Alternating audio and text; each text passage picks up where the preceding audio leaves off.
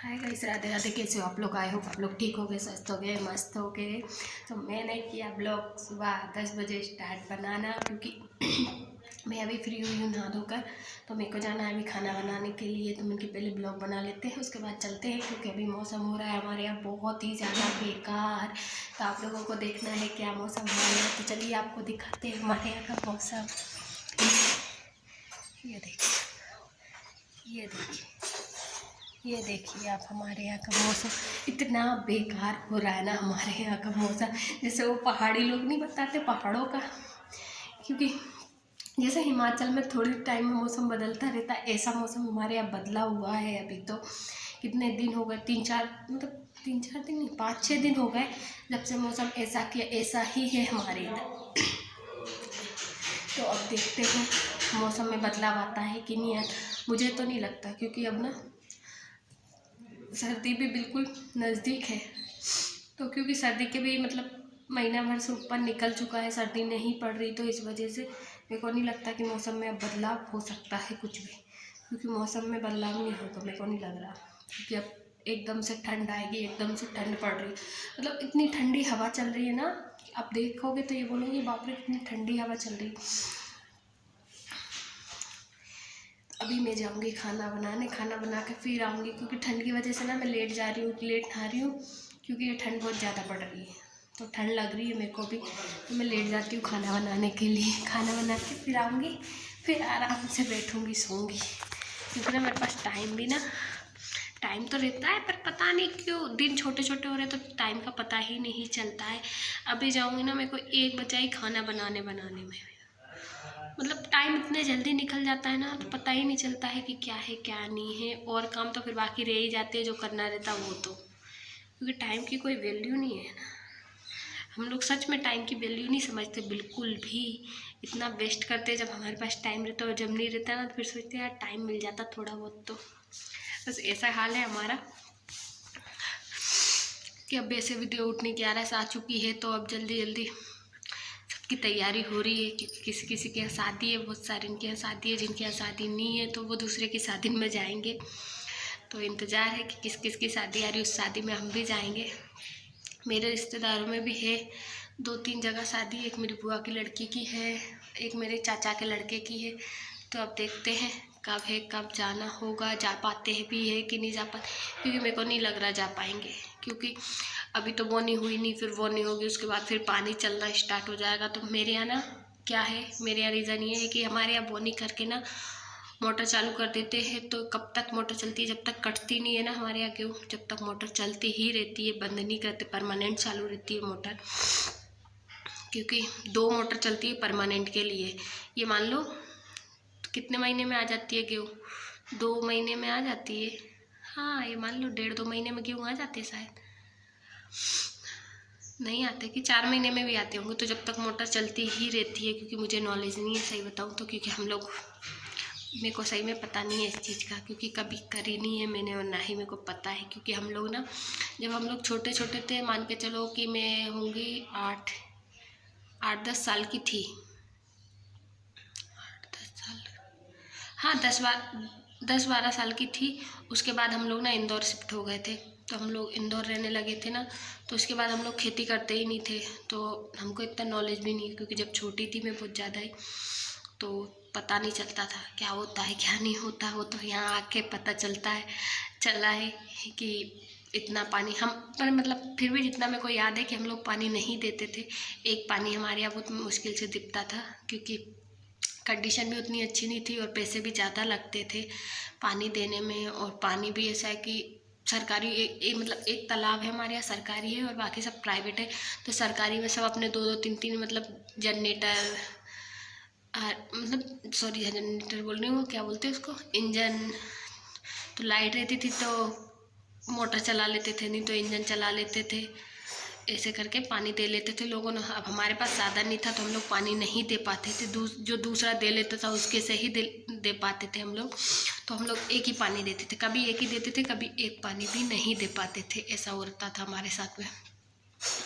बाकी जो लोग मतलब जो लोगों के पास है तो वो 2-2 3 दिन पानी दे लेते थे। किसी के पास बोरिंग है, किसी के पास पर्सनल गड्ढे रहते हैं, पर्सनल तालाब थे उनके, तो वो पानी दे लेते थे। उनकी फसल अच्छी निकलती। शुरू से हमारी फसल ना बिल्कुल भी अच्छी नहीं निकलती थी, क्योंकि पापा एक ही जन थे हमारे यहाँ काम करने वाले।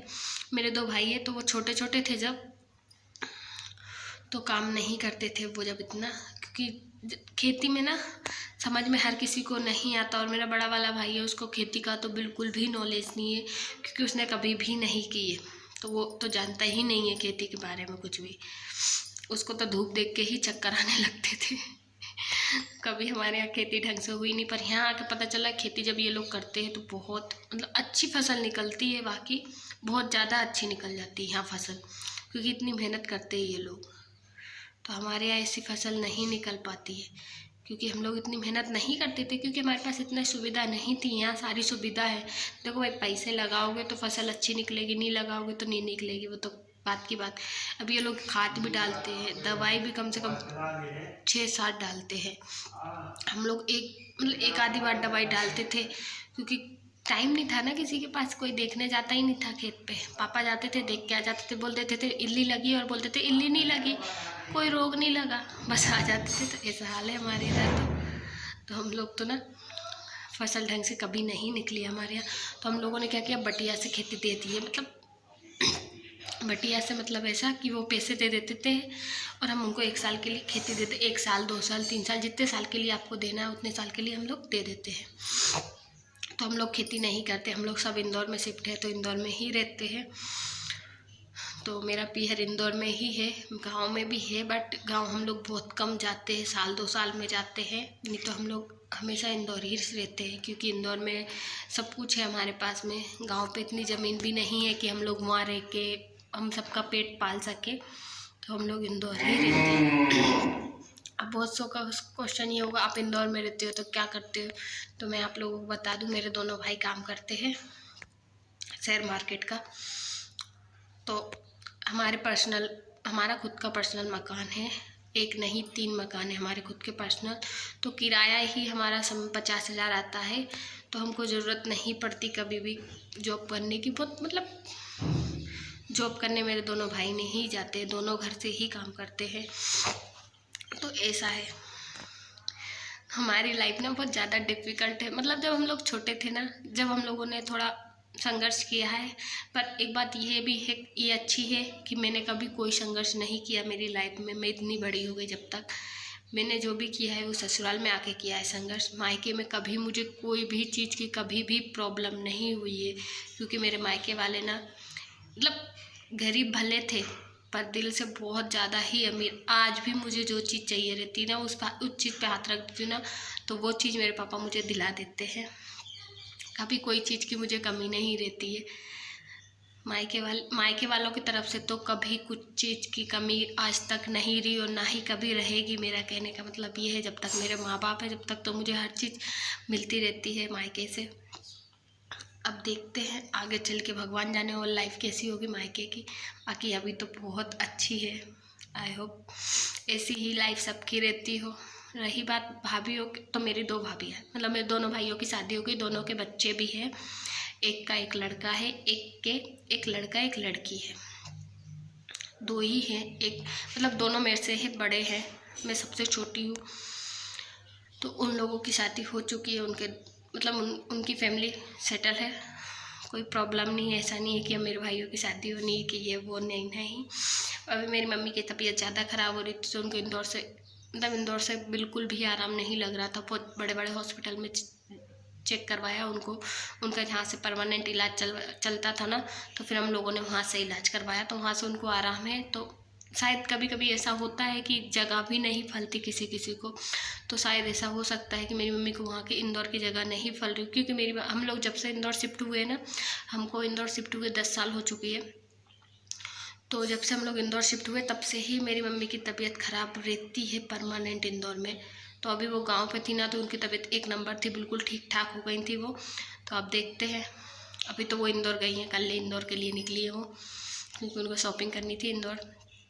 तो अभी इंदौर गई हैं वो। तो मेरे को बोल रही थी चल रही है क्या इंदौर, तो मैंने बोला नहीं मैं नहीं जा रही, आप जाओ, आप आ जाओगे तो उसके बाद मैं 1 आध दिन के लिए घूमने के लिए आऊँगी। मेरा गांव छोटा सा गांव है, मतलब ये मान लो कि बहुत छोटा सा गांव है मेरा। पीहर बहुत ही छोटा गांव है, वो भी हमारे रिश्तेदार ही है, जैसे मेरे पापा के मामा,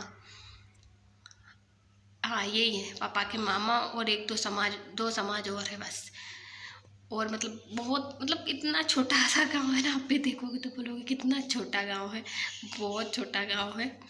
बस एक ही जो रहता है ना कुटुंब कबीला, उस तरह का एक ही कुटुंब कबीला है बस। तो आई होप आप लोगों को मेरा ब्लॉग अच्छा लगे, मुझे प्लीज़ आप लोग सपोर्ट करिए। राधे राधे।